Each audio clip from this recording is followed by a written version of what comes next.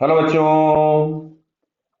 यहां दिया गया है rod A B of length 2 metre is hinged at point A and its other end B is attached to the platform on which a block of mass M is kept.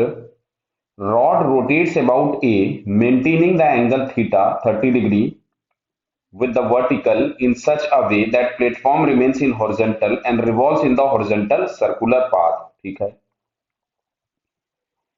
If coefficient of static friction between block and plank is 0.1, then find the maximum angular velocity of the rod so that block does not slip on the platform. Clear? तो देखो बेटा इधर अगर मैं इस block का यहीं पे फ्री बॉडी डायग्राम बनाता हूँ और ब्लॉक पे चढ़ के मतलब इस प्लेटफॉर्म पे चढ़ के बना देता हूं तो एक तो mg लगेगा नीचे, यहां कहीं से एक नॉर्मल रिएक्शन लग रहा होगा। क्लियर है? बराबर है ये। अब देखो अगर हम प्लेटफॉर्म पे चढ़ गए तो इसके ऊपर में एक सेंट्रीफ्यूगल फोर्स लगेगा जिसको हम लोग लिखेंगे एम आर ओमेगा स्क्वायर।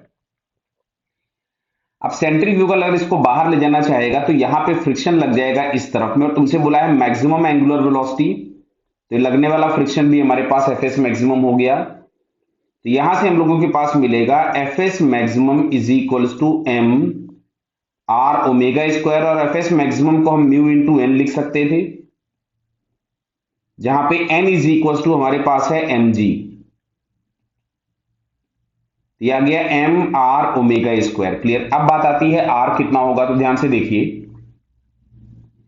ये लेंथ ऑफ द रॉड आपको दी गई है 2 metre, this one is 2 metre और एंगल थीटा दिया था 30 डिग्री। तो ये जो लेंथ हम लोगों के पास होगी यहां से लेकर के यहां तक में यही रेडियस होगी इसकी, और ये रेडियस जो r होगी इसको हम लोग लिख सकते थे l साइन 30 और L बराबर दिया था 2 मीटर, साइन 30 हो जाएगा 1/2, तो रेडियस हम लोगों के पास मिलेगी 1 मीटर और म्यू दिया गया था 0.1, तो यहां से हम लोगों ने इसको प्लेस कर दिया 0.1 into 10 1 into omega square.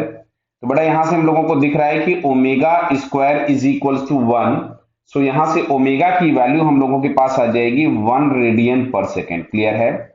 So it's correct answer is 1 radian पर सेकेंड। क्लियर बेटा? Okay, all the best.